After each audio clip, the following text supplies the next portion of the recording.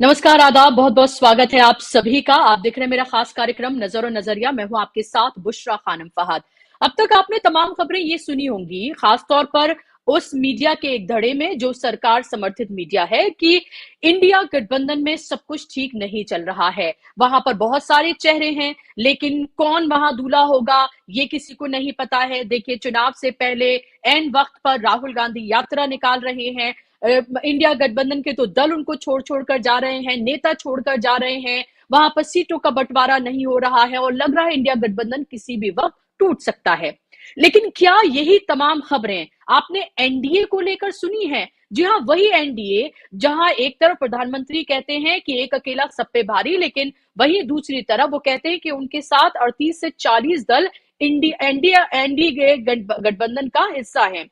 तो मैं आपको बताने जा रही हूं आज की बड़ी खबर ये है, जो कि एनडीए गठबंधन के हवाले से है, जहां सब कुछ ठीक नहीं चल रहा है। सब कुछ ठीक तो आप छोड़ दीजिए, हालत ये है कि प्रधानमंत्री और अमित शाह के इंटरवीन करने के बावजूद भी चीजें संभलती हुई नजर नहीं आ रही हैं। और खास तौर पर 2 से 3 राज्य ऐसे हैं जहां पर पूरी तरीके से संकट के बादल मंडरा रहे हैं एनडीए पर, और लग रहा है कि अगर बात नहीं बनी तो कई दल ऐसे हैं जो छिटक सकते हैं, और हो सकता है उनमें से कुछ दल इंडिया गठबंधन में शामिल हो जाएं। जी हां, इंडिया का कुनबा बढ़ सकता है और एनडीए का कुनबा सिमट सकता है। आपको पता है, लगातार जो जिनको टिकट दिए गए हैं, बीजेपी ने 195 कैंडिडेट्स की लिस्ट जो है जारी की है। एक के बाद एक वो बड़े नाम सामने आ रहे हैं। या तो वो ये कह रहे हैं कि वो लड़ना नहीं चाहते हैं, या फिर उन्होंने मना कर दिया है कि टिकट मिलने के बाद भी कि वो चुनाव नहीं लड़ेंगे। तो डूबते जहाज में क्या लोग अब बैठना नहीं चाहते हैं? क्या स्थिति ये हो गई है?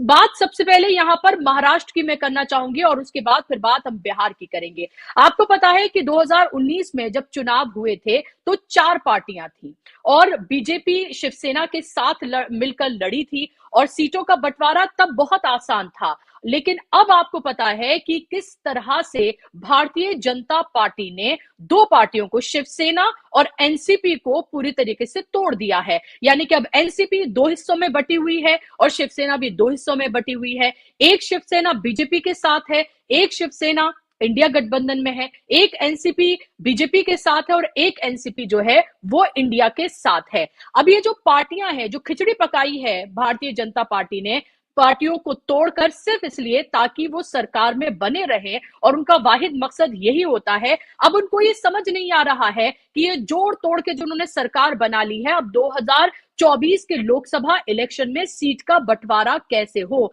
मैं आपको ये बता दूं कि जो उद्धव ठाकरे की जो शिवसेना है, वो आपको पता है कि वो किस तरह से इंडिया गठबंधन में शामिल है, लेकिन जो शिवसेना अभी बीजेपी में शामिल है वो 18 सीटों की मांग कर रही है। और वहीं अजीत पवार 10 से 16 सीटों की मांग करते हुए यहां पर नजर आ रहे हैं। आपको पता है कि सीटों के लिहाज से महाराष्ट्र दूसरा सबसे बड़ा राज्य है, 48 सीटें हैं, तो इसे कम कहीं से भी आंका नहीं जा सकता है। और बीजेपी को पता है कि उसका कितना बड़ा स्टेक जो है वो महाराष्ट्र में लगा हुआ है। महाराष्ट्र में स्थिति ये आ गई है कि पूरी तरीके से सर फुटबल की स्थिति है।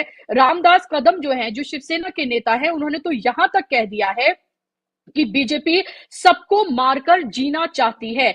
ऐसा होगा नहीं, हम 2 भाई हैं, जो हमारा हिस्सा है वो हमें मिलना ही चाहिए, हमारा हिस्सा किसी भी कीमत पर काटा ना जाए। ये देखिए आप, कितनी बड़ी बात जो है वो रामदास कदम ने कही है कि बीजेपी सबको मारकर जीना चाहती है। तो उनको ये अंदाजा है कि बीजेपी जिन जिन पार्टियों के साथ उसने अलायंस किया है उनको किस तरह से पूरे तरीके से खत्म कर दिया है। और अब महाराष्ट्र में स्थिति यह है कि मंगलवार को ये बताया जा रहा है कि अमित शाह महाराष्ट्र के दौरे पर हैं, इस पूरे जो संकट है इसको सुलझाने के लिए। 195 सीटें जो हैं वो तो बता दिया गया है, 195 सीटों को लेकर ऐलान कर दिया गया है, लेकिन बाकी तमाम सीटें जो हैं उसको लेकर आप ये देखें कि स्थिति किस तरह से उलझी हुई है। बीजेपी और एनडीए में की शक्ल क्या होगी ये अभी तक किसी को नहीं पता है, और पूरे तरीके से संकट के बादल मंडरा रहे हैं एनडीए पर, और एनडीए की स्थिति यह है, अगर बात नहीं बनी, अगर अजीत पवार की बात को नहीं माना गया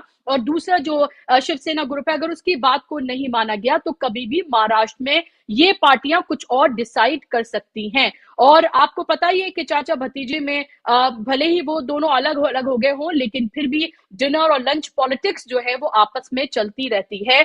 यहाँ पर मैं यहाँ पर महाराष्ट्र के बाद यहाँ पर बात करना चाहूंगी बिहार की। बिहार में भी आपको पता है कि अभी आपने देखा था कि किस तरह से जो रैली हुई थी, जहां पर इंडिया गठबंधन के तमाम दलों के जो नेता हैं, खासतौर पर अखिलेश यादव और वाम दल और राहुल गांधी, वो तमाम उसमें शामिल हुए थे। बताया जा रहा है कि 10 लाख से ज्यादा लोग उस रैली में पटना के गांधी मैदान में जुटे थे। और तस्वीर जो इंडिया गठबंधन की है, चाहे वो महाराष्ट्र की हो, वो बिल्कुल पूरी तरीके से क्लियर है, एकदम सॉर्टेड है। कौन कितनी सीटों पर लड़ेगा ये पूरी तरीके से क्लियर है। और मैं आपको ये भी बता दूं कि भारत जोड़ो न्याय यात्रा तय समय से पहले जो है वो खत्म हो रही है। 17 तारीख को इंडिया गठबंधन की एक बड़ी रैली, जैसे आपने पटना में देखी थी, वही मुंबई में होने जा रही है और वही समापन होगा भारत जोड़ो न्याय यात्रा का 17 तारीख को। वहीं आपने पटना की रैली देखी। और अगर हम बिहार की बात करते हैं, बिहार में इंडिया गठबंधन में किसी तरह की कोई मनमुटाव नहीं है। बिल्कुल तस्वीर एकदम साफ है सीटों के बंटवारे को लेकर, कौन कितनी सीटों पर लड़ेगा। लेकिन वहीं एनडीए की बात करते हैं तो सबके अपने अपने दावे हैं। उपेंद्र सिंह कुशवाहा का कहना है कि वो 3 सीटों पर लड़ना चाहते हैं। वहीं अगर चिराग पासवान की बात करें तो उनका कहना है 2019 में जब उनके पिता जो है जीवित थे, 6 सीटें उनको दी गई थी। 17 सीटों पर जेडीयू, 17 सीटों पर बीजेपी लड़ी थी और 6 जो है एलजेपी को दी गई थी। उनका कहना है कि उन्हें उतनी ही सीटें दी जाएं। आपको पता है कि अब 2 फाड़ हो गए हैं एलजेपी में, और जो उनके चाचा हैं पशुपति पारस जो हैं, उन्होंने अलग पार्टी बनानी है। उनका कहना है कि उनको भी 6 सीटें दी जाए। वही जीतन राम मांझी जो है, उनका कहना है कि उनको गया की 1 सीट दी जाए। तो आप ये देखिए कि कैसे पूरे तरीके से बिहार में, भले ही आपने नीतीश कुमार जो पलटू राम है उन्हें तोड़कर अपने साथ शामिल कर लिया हो, लेकिन नीतीश कुमार के गठबंधन में शामिल होने के बाद तस्वीर पूरी तरीके से उलझ गई है। और इसीलिए चिराग पासवान और उपेंद्र कुशवाहा जब प्रधानमंत्री अभी मौजूद थे बिहार में, तब वो उनकी रैली में शामिल नहीं हुए थे। और तब से ही अटकलें लगाई जा रही हैं कि ये दोनों कोई भी बड़ा डिसीजन ले सकते हैं अगर उनके मन मुताबिक उनको सीटें नहीं दी गई। और वहीं मैं आपको ये बता दूं कि नीतीश कुमार तक को उनके मन मुताबिक सीटें नहीं मिल रही हैं, क्योंकि जो ड्राइविंग सीट है उसकी स्टीयरिंग जो है वो बीजेपी ने पकड़ी हुई है। और बीजेपी ये चाहती है कि इस बार वो सबसे ज्यादा सीटों पर बिहार में लड़े, लेकिन वो बात, उसकी जो पूरी दाल है वो गलती हुई नजर नहीं आ रही है। और बहुत मुश्किल में फिलहाल बीजेपी वहां नजर आ रही है, क्योंकि जब तक नीतीश कुमार शामिल नहीं हुए थे गठबंधन में, तब तक उपेंद्र कुशवाहा को, चाहे जीतन राम मांझी हो, पशुपति पारस हो या फिर चिराग पासवान हो, उनको लग रहा था उनकी मन मुताबिक सीटें उनको मिल सकती हैं। लेकिन नीतीश कुमार के पिक्चर में आते ही, वापसी उनकी पलटी मारते ही, वहां पर भी स्थिति बहुत उलझी हुई नजर आ रही है। और अभी चिराग पासवान का सीधे तौर पर यह कहना है कि उनको 6 सीटें दी जाए। उपेंद्र कुशवाहा जो है उनको कहना है कि उनको 3 सीटें दी जाए। तो एनडीए जो है उसमें आप ये देखिए कि किस तरह की स्थिति फिलहाल बनती हुई नजर आ रही है। 2 राज्य इसलिए महत्वपूर्ण हैं क्योंकि बिहार एक ऐसा राज्य जो देश की राजनीति को तय करता है, 40 सीटें आती हैं। महाराष्ट्र एक ऐसा राज्य है जो सीटों के लिहाज से दूसरा, उत्तर प्रदेश के बाद सबसे बड़ा राज्य है, 48 सीटें वहां से आती हैं। और ऐसे में अगर इन 2 राज्यों में ये स्थिति एनडीए की नजर आती है, जहां पर सीट शेयरिंग पूरी तरीके से ना सिर्फ बिखरी हुई है बल्कि बगावत की स्थिति वहां पर बनी हुई है और किसी भी वक्त वहां पर बगावत हो सकती है। तो आप ये सोचिए, ऐसे में अमित शाह जो कि चाणक्य माने जाते हैं, और लग रहा है कि उनकी चाणक्यगिरी है फिलहाल काम करती हुई नजर नहीं आ रही है। और इसीलिए महाराष्ट्र हो, बिहार हो, इन राज्यों से सीटों जो टिकट हैं, अभी तक वो जाहिर सी बात है फॉर्मूला सेट नहीं हुआ है, तो उनका अनाउंसमेंट भी नहीं किया गया है। उत्तर प्रदेश की स्थिति भी बहुत कुछ बेहतर नजर नहीं आ रही है। ओपी राजभर से लेकर जो तमाम छोटे दल है वो लगातार आंखें तराते हुए नजर आ रहे हैं बीजेपी की तरफ, और जो उनकी शर्तें हैं अगर वो नहीं मानी गई तो वो भी कोई भी कदम कभी भी उठा सकते हैं। भले ही 400 पार का नारा दे दिया गया हो, लेकिन 400 पार कैसे हासिल होगी ये बीजेपी की समझ नहीं आ रहा है। उलझन तो अभी ये है कि जितनी सीटें 2019 में हासिल की थी, क्या उतनी भी वो हासिल कर पाएगी, क्योंकि अंदरूनी तौर पर उसको पता है कि 200 से ज्यादा फिलहाल सीटें उसको नहीं मिलने जा रही, जिस तरह की फिलहाल उसकी स्थिति बन रही है। लेकिन उसके बावजूद भी खबरें प्लान की जाती हैं कि इंडिया गठबंधन टूटा हुआ है, उसमें टूट फूट की स्थिति है। देखिए, तमाम नेता छोड़कर जा रहे हैं, कभी कोई पार्टी के, कभी कोई पार्टी के। आपको पता है राज्यसभा चुनाव में भी क्या कुछ किया गया था, किस तरह से हॉर्स ट्रेडिंग की गई, किस तरह से खरीद फरोख्त किया गया। और लेकिन जो एनडीए की खबरें आती हैं, एनडीए में जो बगावत है, जो संकट के बादल मंडरा रहे हैं, जो पूरे तरीके से टूट की स्थिति वहां पर बनी हुई, वो खबरें आप नहीं देखते हैं। आज इसी पर हम बात करेंगे कि बिहार से लेकर महाराष्ट्र और यूपी में क्या स्थिति बनी हुई है एनडीए गठबंधन की, और क्या बगावत इतनी ज्यादा है कि कभी भी ये दल कोई और डिसीजन ले सकते हैं। और इस पर बात करने के लिए मेरे साथ खास मेहमान जुड़ गए हैं, जिनका तारुफ मैं आपसे कराना चाहूंगी। आप दो खास मेहमानों को देख सकते हैं स्क्रीन पर। विवेक देश पांडे जी हैं, जो नागपुर से मेरे साथ जुड़ गए हैं, महाराष्ट्र की जो सियासत है उसकी बारीकी से उसकी नब्ज को पहचानते हैं। और मेरे साथ राजन तिवारी जी हैं, जो कि सीनियर जर्नलिस्ट हैं, जाना माना चेहरा है, लगातार आप उनको तमाम प्लेटफॉर्म पर देखते रहे हैं। दोनों मेहमानों का बहुत बहुत स्वागत, इस्तकबाल। शुरुआत क्योंकि मैं महाराष्ट्र से करने जा रही हूँ, इसलिए विवेक जी, शुरुआत मैं आपसे करना चाहूंगी। अभी जिस तरह की स्थिति महाराष्ट्र एनडीए में बनी हुई है, उसको आप कैसे देखते हैं और आंकते हैं? 2019 से 2024 की स्थिति बिल्कुल पलट गई है। पहले 4 पार्टियां थी, आपको पता है अब किस तरह से पार्टियों को तोड़कर एनसीपी को तोड़ा हुआ है, यहाँ पर शिवसेना को तोड़ा हुआ है। वो अपने अपने दावे कर रही हैं। उनका ये कहना है कि जो उस वक्त शिवसेना को सीटें दी गई थी, उतनी ही सीटें दी जाएं। अजीत पवार, जिनके फिलहाल जिनके पास सिर्फ एक सांसद है, वो भी 10 से 16 मांग रहे हैं। तो मुश्किलें तो बहुत हैं यहाँ पर बीजेपी के लिए। आखिर अभी की स्थिति को आप कैसे आंकते हैं? आपने एकदम सही बताया कि महाराष्ट्र में बीजेपी ने अपने आप को जिसको अंग्रेजी में कहते हैं tying one self in several knots, ऐसी ऐसी स्थिति में अपने आप को डाल लिया है। इसकी शुरुआत तो 2019 में ही उन्होंने कर दी थी, जब उन्होंने एक गलत स्टेप उठाया। महाराष्ट्र की राजनीति में उन्होंने एक बहुत बड़ी गलती की। जिस पार्टी को वो किसी ज़माने में प्रमोद महाजन कहते थे कि ये हमारी सहोदर पार्टी है। मतलब सहोदर यानी एक ही माँ के पेट से, उदर से निकली हुई 2 पार्टियाँ, भाजपा और शिवसेना। तो ऐसी शिवसेना के साथ में उन्होंने अपना रिश्ता नाता तोड़ दिया। इस बिना पर के भी वो 2.5 साल का मुख्यमंत्री पद माँग रहे हैं, जिसकी जिसकी कोई तजवीज़ हमने चुनाव से पूर्व जो बातचीत हुई थी उसमें हमने नहीं की थी। उसमें ऐसा किसी भी तरह से हमने ऐसा कोई प्रॉमिस किया ही नहीं था। जबकि शिवसेना उद्धव ठाकरे जी का ऐसा कहना था कि इस तरह का प्रॉमिस पहले ही किया गया था और ये अभी प्रॉमिस से मूव कर रहे हैं। उससे पहले का बैकग्राउंड ये है कि उसके पहले 5 साल जब देवेंद्र फडणवीस मुख्यमंत्री थे, पूरे 5 साल शिवसेना के जो विधायक थे, शिवसेना के जो मंत्री थे देवेंद्र फडणवीस सरकार में, वो हमेशा ही नाराज रहते थे और वो अपनी नाराजगी जो है वो व्यक्त भी करते थे। कई मुद्दों पर वो अपनी नाराजगी व्यक्त करते थे। उनको ठीक से काम नहीं करने दिया जा रहा, उनको फंड्स नहीं मिल रहे, उनको ठीक से मंत्रालय नहीं मिला है। तो ये जो मनमुटाव है वो देवेंद्र फडणवीस की सरकार जब थी तभी से चल रहा था। और इसमें नाराजगी बताने वाले जो लोग थे उनमें एकनाथ शिंदे भी थे। 2019 में जब चुनाव हुआ और उसमें शिवसेना की संख्या बल उनका कम हुआ महाराष्ट्र में, पिछले बार से इस बार वो कम संख्या में चुन कर आए और बीजेपी का संख्या बल बढ़ा।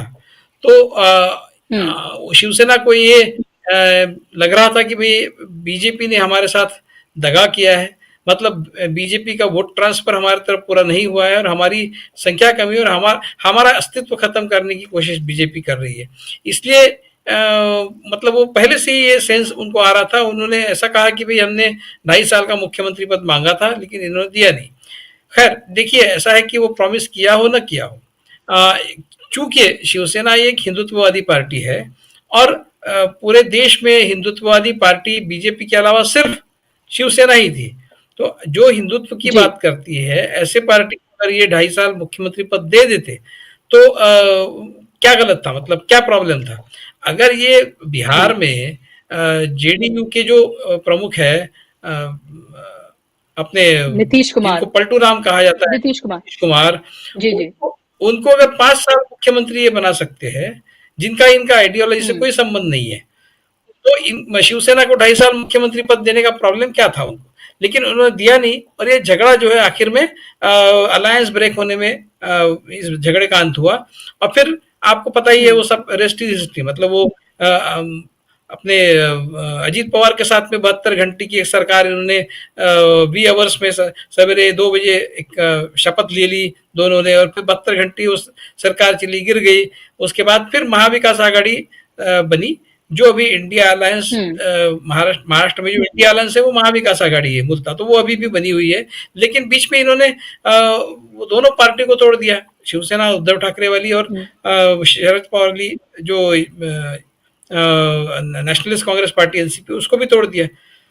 अब तोड़ने के बाद इनकी ताकत तो कम हुई है, शिवसेना ओरिजिनल जो है और शरद पवार वाली जो एनसीपी, ताकत तो कम हुई है, लेकिन अभी भी जो अंडर करंट है वो इन्हीं के फेवर में है, जो सिंपैथी फैक्टर इन्हीं के फेवर में है, जिसके चलते ये सेंस बीजेपी में है कि भाई म्युनिसिपल कॉर्पोरेशन की इलेक्शन 2 साल से पेंडिंग, वो नहीं ले रहे।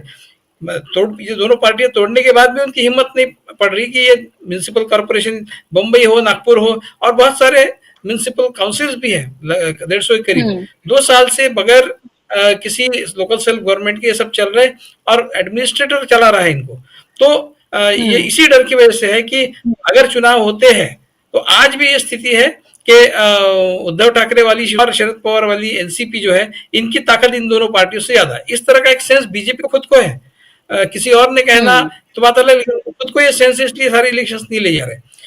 इसलिए अब जब अब पूरा बीजेपी का मकसद क्या था, महाराष्ट्र में सबसे बड़ी पार्टी बनकर उभरे, लेकिन शिवसेना ने जो महाविकास आघाड़ी वाला खेल किया, उससे बीजेपी का खेल और भी खराब हुआ। मतलब उनको ये दोनों पार्टियां तोड़नी पड़ी, और दोनों पार्टियां तोड़ने के बाद अब बीजेपी की खुद की स्थिति ऐसी है, ये दोनों को उनको बहुत सारी सीटें देनी पड़ेगी। पहले तो शिवसेना को ही देनी पड़ती थी, अब ये 2 पार्टियां हो गई है, तो इससे बीजेपी का जो बार्गेनिंग पावर है वो कम हुआ है। इसलिए कतई ये चाणक्यगिरी महाराष्ट्र में, ये जो लोग अपने आप को चाणक्य समझते हैं या फिर जिनको इनके समर्थक चाणक्य समझते हैं, उन्होंने पूर्णतः मूर्खतापूर्ण एक निर्णय महाराष्ट्र में लेकर शिवसेना का, ओरिजिनल शिवसेना का साथ छोड़कर, ये इस तरह का एक, जिसको द्राविड़ी प्राणायाम कहते हैं, मतलब ऐसा खाने के बजाय ऐसा खाने की कोशिश की। तो ये जो इन्होंने किया है, इसका खामियाजा अब इनको भुगतना पड़ रहा है।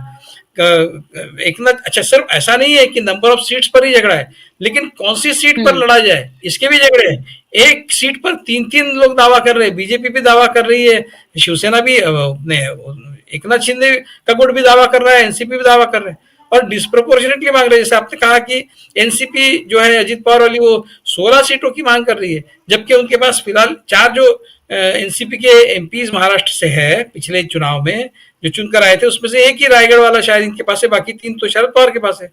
कम से कम एकनाथ शिंदे के पास 13 एमपीज है, जो ओरिजिनल शिवसेना थी उसके 13 एमपी इनके साथ फुट कर बाहर आ गए थे।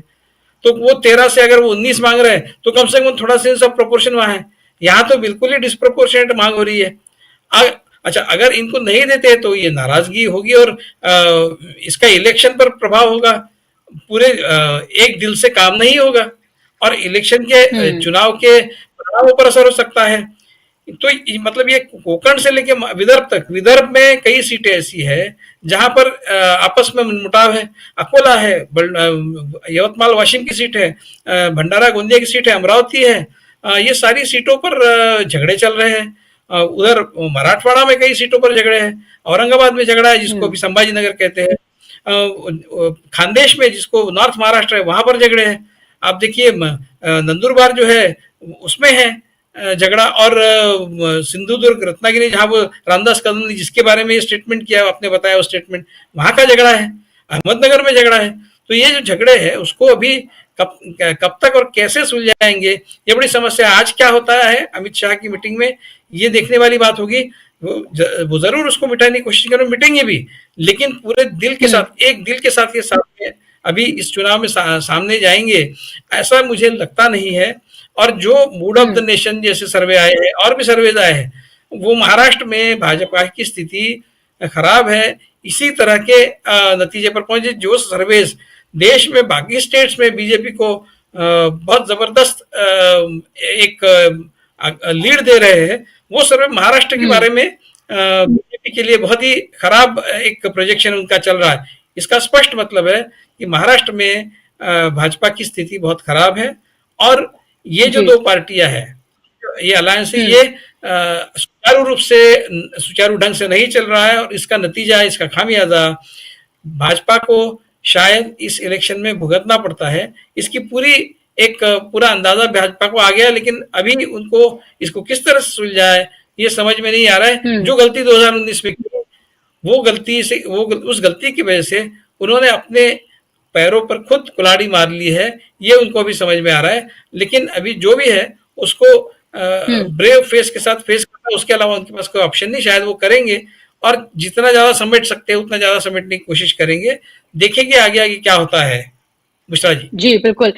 जी, ज़ाहिर-सी बात है समेटने की कोशिश करेंगे, एक तरह से एकजुटता का एक चेहरा दिखाने की कोशिश करेंगे, लेकिन कोशिश करना और दिखाना और अंदरूनी तौर पर, ज़मीनी तौर पर जो बाकी जो कार्यकर्ता हैं, वो किस तरह से आपस में मिलकर काम करेंगे, ये एक बड़ा चैलेंज है। इसके अलावा अगर जो सीटें हैं, एक तो ये कि सीटें किस पार्टी को कितनी दी जा रही हैं, ये तो सबसे बड़ा मसला है ही, लेकिन कौन-सी सीट पर किस पार्टी का कैंडिडेट होगा, ये उससे बड़ा मसला है। और अगर मन मुताबिक नहीं दिया जाता है तो आपको पता ही है कि फिर किस तरह से वो नेता और उनसे जुड़े हुए जो कार्यकर्ता हैं वो कैसे जमीन पर काम करेंगे। ये बीजेपी को बहुत अच्छे से पता है, इसीलिए बीजेपी के सो कॉल्ड माने जाने वाले चाणक्य जो हैं वो फिलहाल मुंबई में हैं। राजेंद्र जी, आपसे मैं जानना चाहती हूँ कि महाराष्ट्र की तस्वीर अभी विवेक जी ने बहुत अच्छे से यहाँ पर रखी।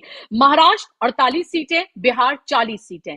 हिंदी पट्टी का अगर बिहार की बात करते हैं तो दूसरा सबसे बड़ा राज्य वहां पर।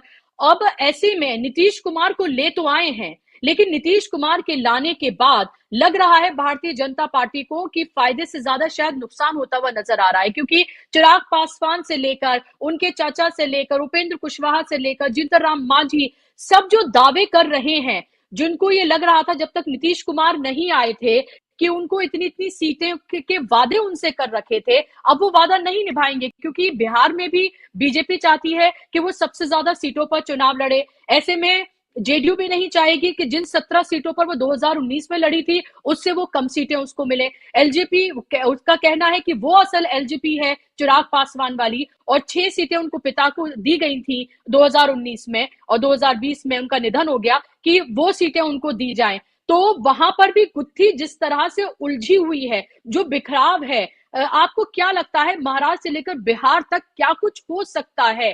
क्योंकि जो पार्टियां हैं उनको भी लगता है कि बागेन का उनके लिए ये आखिरी चांस है, और बीजेपी जो राज्य की जो पार्टियां हैं उनके साथ क्या करती है, अपने अलायंस पार्टियों के साथ क्या करती है, ये सबको पता है। देखिए मिश्रा जी, पहले ये समझने की जरूरत है कि बीजेपी के लिए ये दोनों राज्य इतना इम्पोर्टेंट है।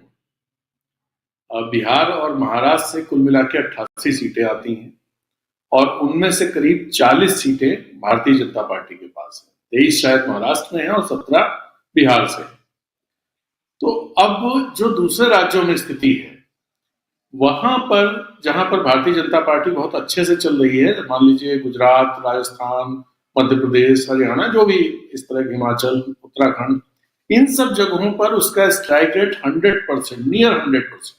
तो वहां तो सीटें बढ़ नहीं सकती, वहां सीटें कम होने की गुंजाइश है। उत्तर प्रदेश फंसा हुआ है, कुछ पता नहीं कि क्या होगा। भारतीय जनता पार्टी नहीं कह सकती क्या वो 62 सीटें जो पिछली बार जीती थी उतनी सीटें इस बार जीत पाएगी।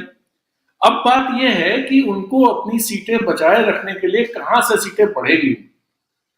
तो उसमें एक बिहार है, एक महाराष्ट्र है, एक बंगाल है, कर्नाटक से तो खैर उम्मीद है नहीं, तो और उत्तर प्रदेश है जहां सीटें बढ़ सकती हैं।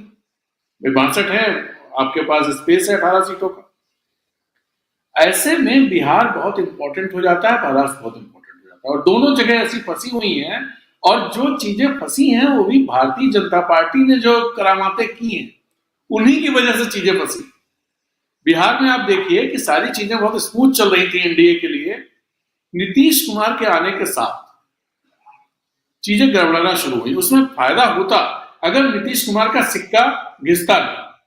नीतीश कुमार आज से 5 साल पहले जो उनकी स्थिति थी, अगर वही छवि होती, वही स्थिति होती, तो शायद भारतीय जनता पार्टी को नुकसान नहीं होता। लेकिन अब दिक्कत यह है कि आपके जो छोटे पार्टनर्स हैं, हालांकि छोटे पार्टनर नहीं कहना चाहिए रामविलास पासवान की पार्टी को, क्योंकि जब नीतीश कुमार नहीं थे तब वो सबसे बड़ी पार्टनर उसमें थी, शिवसेना को छोड़ दें तो, कि 6 सांसदों के साथ वो लोग वहां पर थे, तो इसलिए वो भी इंपॉर्टेंट है।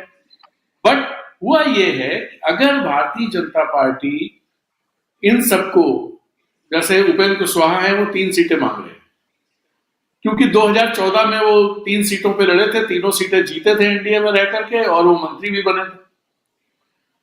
अब 2019 में वो दरअसल अलग हो गए और वो जो भी सीटें लड़े थे उनमें कोई जीत नहीं पाए। लेकिन अब जो स्थिति है उसमें उपेंद्र कुशवाहा को लगता है कम से कम 2 सीटें तो मिलनी चाहिए, जहानाबाद और काराकाट जहां से उपेंद्र कुशवाहा खुद लड़ते हैं। इन दोनों सीटों पर, काराकाट की सीट पर भारतीय जनता पार्टी है और जहानाबाद की सीट पर जेडीयू है। जेडीयू के पास 16 सीटें हैं, जीती हुई सीटें। जेडीयू चाहती है 16 से कम नहीं लड़ेंगे। हालांकि बात यह हुई कि जो पब्लिक उसमें है कि जब नीतीश कुमार आए तो उन्होंने इन बातों पर यह हुआ कि वो 12 सीटों पर चुनाव लड़ेंगे और विधानसभा चुनाव साथ में ही करवा लिए जाएंगे, जिसपे अब भारतीय जनता पार्टी पीछे हट रही। नीतीश कुमार चाहते हैं लेकिन वो पीछे हट रही, तो नीतीश कुमार 16 सीटों पर अड़े हुए हैं कि हमारी जो जीती हुई 16 सीटें हैं उन पर हम लड़ेंगे। अगर 16 सीटें ये और 17 सीटें भारतीय जनता पार्टी, 33 ऐसे ही हो गई, 7 बची, 6 उसमें लोजपा के पास है, तो वो 6 सीटों पे लड़ेंगे, तो 39 हो गई। अब 1 सीट बची, उसमें उपेंद्र कुशवाहा है, जीतन राम मांझी। तो दिक्कत यहां पर है कैसे, अब उसमें भी जो लोजपा है, जो रामविलास पासवान की, उसके 2 फाड़ हो चुके हैं। एक पशुपत पारस की पार्टी है जिसके साथ 5 सांसद हैं, और चिराग पासवान है जो एक अकेले खुद है। अब चिराग पासवान का कहना है कि हमारे पिता की पार्टी थी इसलिए हम ओरिजिनल हैं और हमें 6 सीटें मिलनी चाहिए। तो ये सारी गणित बिहार की जिस तरह से एनडीए जिसमें फंसा हुआ है। अब पिछले 3-4 दिनों का डेवलपमेंट क्या है? परसों मतलब 2 तारीख को प्रधानमंत्री बिहार में थे, उसमें चिराग पासवान उनकी दोनों उसमें नहीं गए, उपेंद्र कुशवाहा भी नहीं गए। कल की जो महागठबंधन की जो वो थी, परसों की संडे की जो सभा थी, महारैली थी, उसमें तेजस्वी यादव या किसी भी नेता ने चिराग पासवान को निशाना नहीं बनाया, उपेंद्र कुशवाहा को निशाना नहीं बनाया, और इन लोगों ने भी इस रैली को लेकर के कोई बात नहीं कही। बाकी सारे लोग बोल रहे हैं, मांझी जी भी बोल रहे हैं, जीतन राम मांझी बोल रहे हैं, भारतीय जनता पार्टी के लोग बोल ही रहे हैं, लेकिन इन दोनों नेताओं की तरफ से कोई बयान नहीं है। आज तेजस्वी यादव ने प्रेस कॉन्फ्रेंस में जब उनसे पूछा गया तो उन्होंने कहा कि ये तो आने वाले तय करें, जो आना चाहते हैं वो तय करें। तो इसमें बहुत साफ संदेश है कि इंडिया गठबंधन के रास्ते उनके लिए खुले हुए हैं।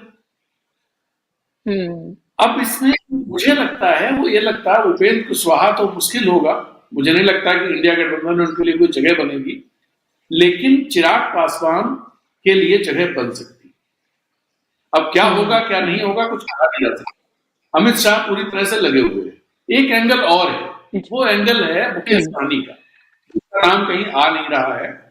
मुकेश सहनी मल्लाहों के नेता के तौर पर पिछले 5-6 सालों में उनका उदय हुआ है, जो और पिछली बार विधानसभा चुनाव में वो 4 सीटें जीत करके भी आए थे, जिनमें से सारे लोग भारतीय जनता पार्टी ने उनको तोड़ लिया और भारतीय जनता पार्टी में चले गए। तो अब एक तो वो एनडीए से या भारतीय जनता पार्टी से उनका जो दिक्कत हुई, वो एमएलसी थे, एमएलसी में दोबारा रिपीट नहीं किया गया, वो मिनिस्टर भी रहे जो शुरुआती गवर्नमेंट थी, फिर भारतीय जनता पार्टी ने उनको गच्चा दे दिया। अब मुकेश सहनी करीब 7-8% वोट का दावा करते हैं, जो मल्लाह समाज का वोट है। तो मुकेश सहनी किस तरफ जाएंगे, इस पर भी बिहार की राजनीति पे असर पड़ेगा। मुकेश सहनी हो सकता है कि आरजेडी के साथ चले जाए, हो सकता है एनडीए के साथ जाए। मुकेश सहनी का कोई वैचारिक वो नहीं है, उनको जहां फायदा दिखाई देगा वहां जाएंगे। तो अब ये सब, और कल की जो रैली हुई, मतलब संडे की जो रैली थी, उस रैली ने बिहार के राजनीतिक परिदृश्य में हलचल मचा दी है। भारतीय जनता पार्टी, खासतौर पर भारतीय जनता पार्टी के खेमे में, और नीतीश कुमार, जितनी बड़ी रैली हुई है, वो रैली मैं करीब 13 साल से करीब मैं बिहार में था और बिहार को बहुत करीब से देख रहा हूं, वहां पत्रकारिता की है, बाहर निकाला है। इतनी बड़ी रैली देखने को नहीं मिली।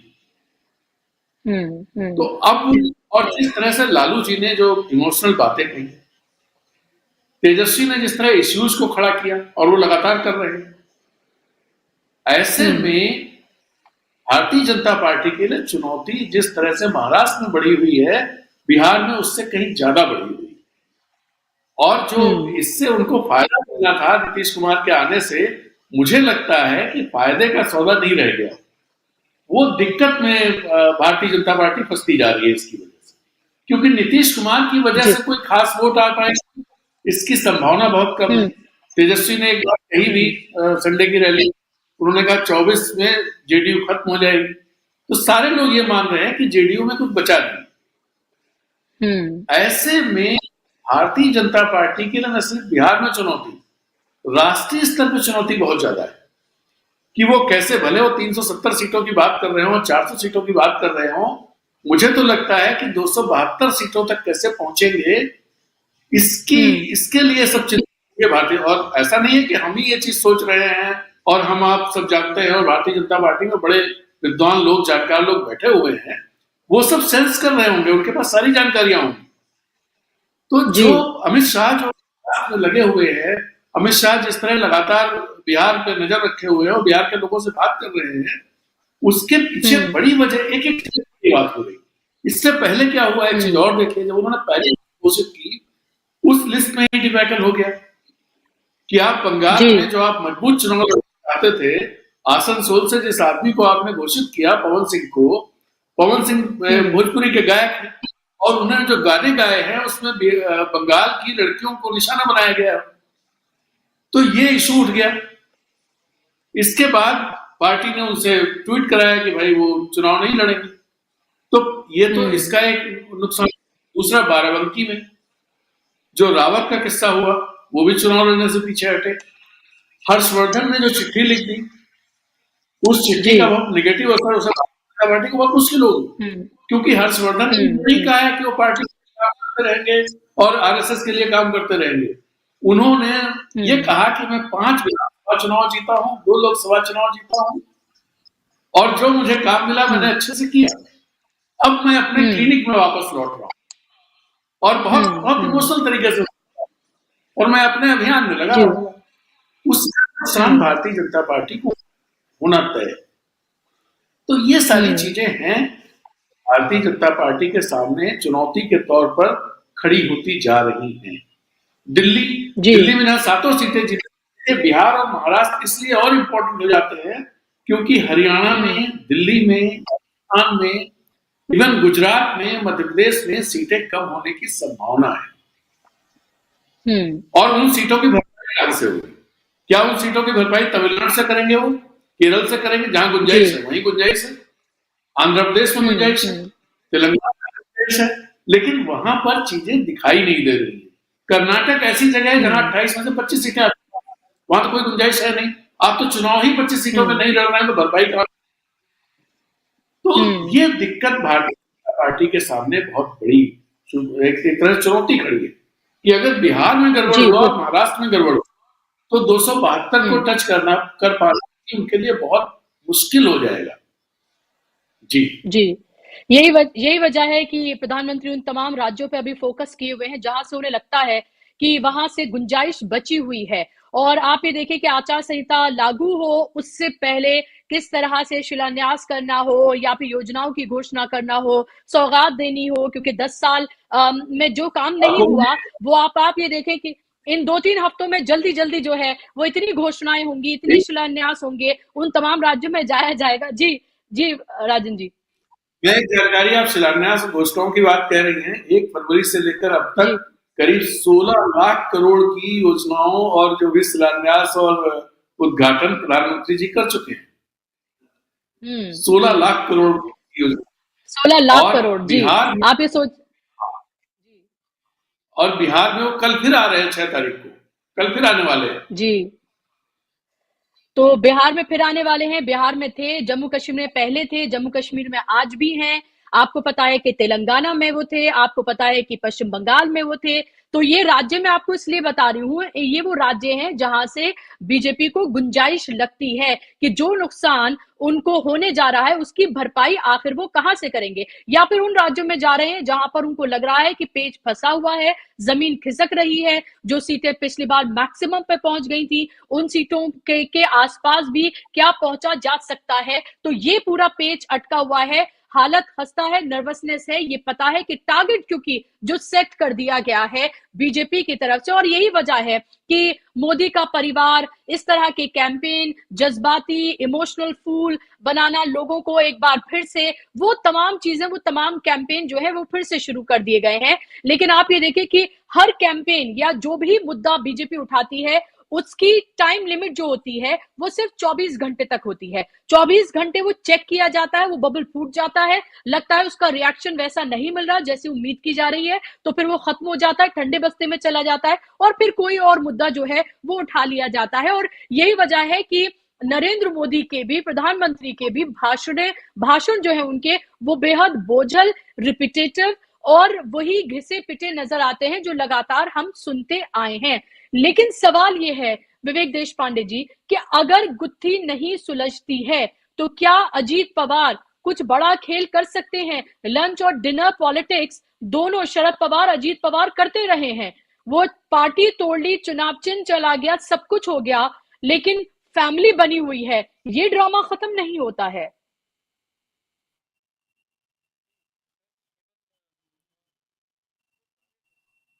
तो केंद्रीय जांच एजेंसियों के प्रेशर की वजह से, उस दबाव की वजह से अपनी अपनी पार्टियां छोड़कर बीजेपी में शामिल हुए हैं। सिर्फ एनसीपी नहीं, सारी पार्टियां देश की जितनी भी है, वहां से जितने भी लोग बीजेपी में इन एजेंसियों के दबाव की वजह से आए हैं। अगर बीजेपी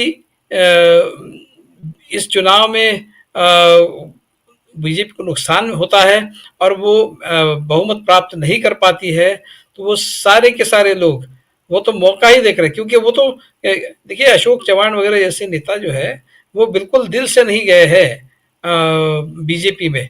वो तो उनकी बेटी को फंसाने की कोशिश हो रही थी, उनके ऊपर भी प्रेशर था आदर्श का। तो बहुत दिनों से चल रहा था, उन्होंने बहुत दिनों तक उस प्रेशर को सहने की कोशिश की, लेकिन जब वो अनटेनेबल हो गया, जब उसके बाद बहुत ज़्यादा मुश्किल में आ गए, उसके बाद ही उन्होंने कांग्रेस छोड़ी। और जाने से पहले जहाँ तक मेरी जानकारी है, वो रमेश चेन्नीथाला जो महाराष्ट्र के प्रभारी है कांग्रेस के, वो उनके पास जाकर एक्चुअली रोए कि भाई मैं बिल्कुल मेरा दिल नहीं कर रहा है, लेकिन मुझे जाना पड़ रहा है क्योंकि इस तरह की बात है। तो ये सारे लोग जो है, ये मौका मिलते ही बीजेपी को छोड़कर वापस कांग्रेस में, और जिस भी पार्टी से वो आए होंगे उस पार्टी में वापस जाने की कोशिश करेंगे। इसके बारे में मेरे मन में कोई शक नहीं है। सिर्फ बीजेपी जब तक सत्ता में है और बीजेपी के हाथ में सब एजेंसियां जब तक है, तब तक वो बीजेपी में बने रहेंगे। लेकिन कहीं इस इलेक्शन में जनता का जो रुझान है वो बीजेपी के खिलाफ चला जाए और बीजेपी सत्ता में आने के लिए बीजेपी के पास पर्याप्त संख्या बल बीजेपी प्राप्त न कर पाए, ऐसी स्थिति में ये सारे लोग, सारे नहीं लेकिन इसमें से ज्यादातर लोग जो बिल्कुल अपना दिल को मारकर वो बीजेपी में चले गए, अपने मन के खिलाफ, अपने इच्छा के खिलाफ बीजेपी में चले गए, वो सारे वापस आ जाएंगे, क्योंकि वो बीजेपी में अपने आप को कभी भी कंफर्टेबल महसूस नहीं कर सकते।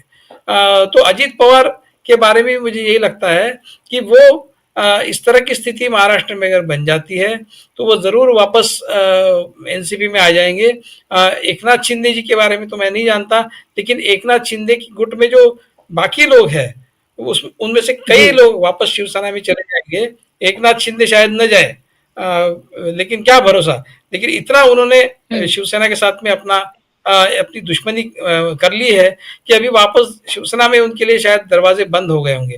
लेकिन उनके बाकी जो साथीदार हैं वो ज्यादातर शिवसेना में उद्धव ठाकरे के साथ वापस जा सकते हैं।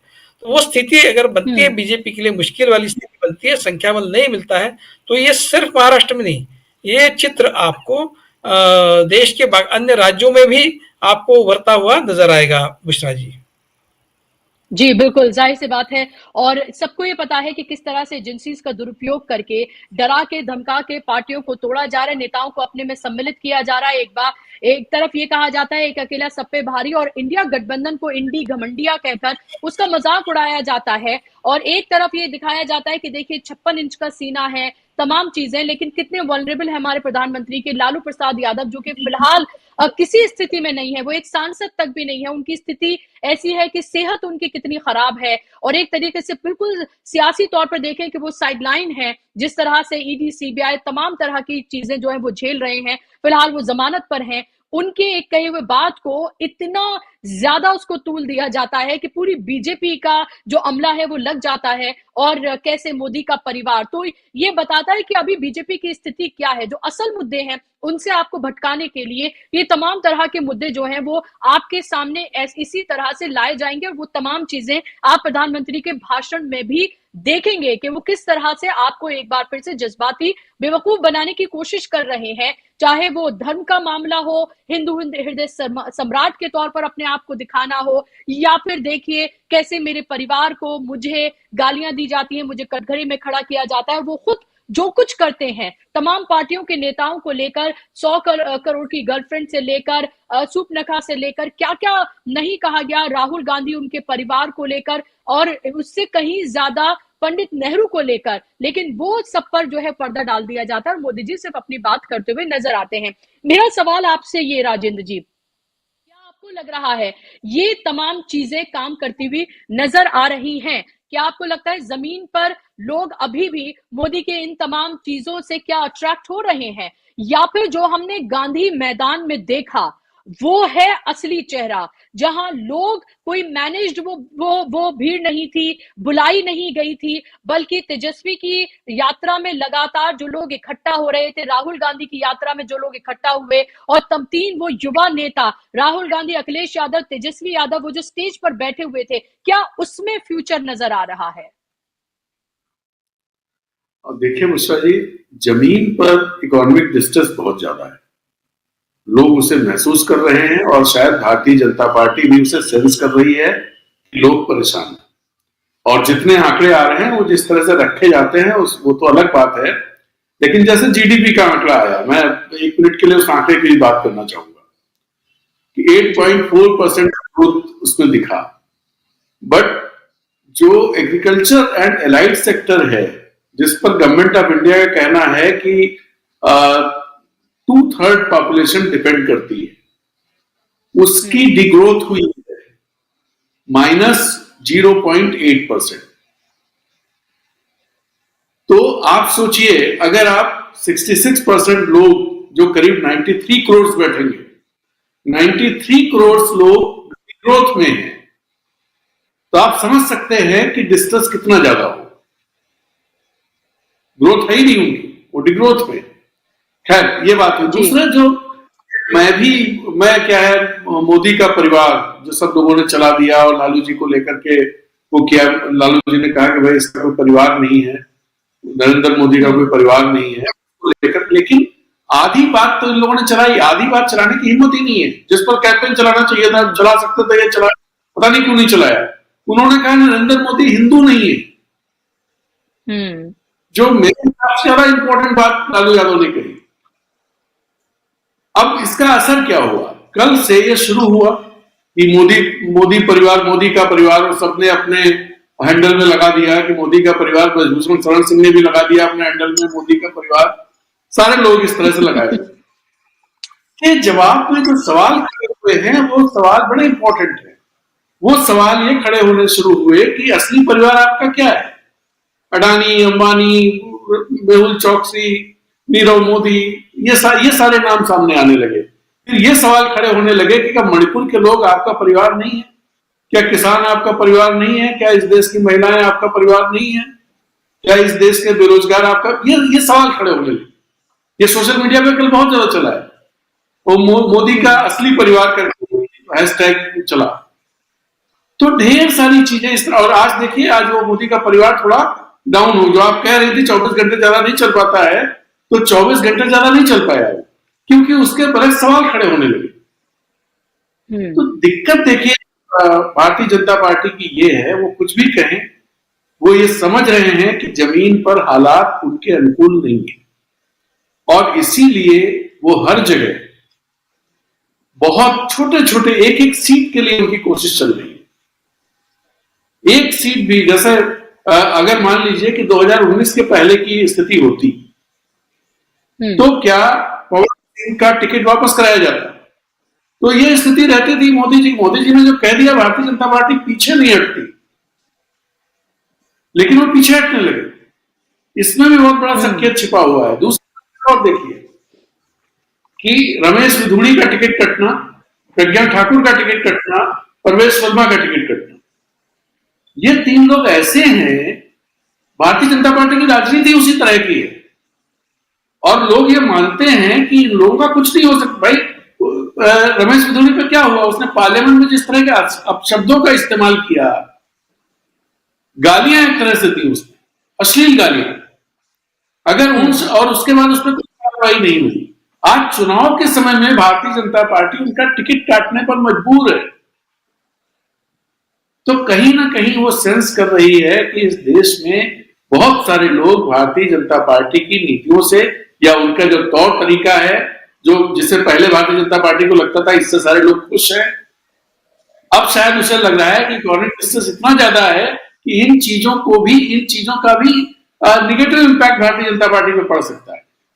क्योंकि जो वोट पिछले चुनाव में वो 37% ही थे, और 37% हिंदुत्व वाले वोट का परसेंटेज कितना होगा?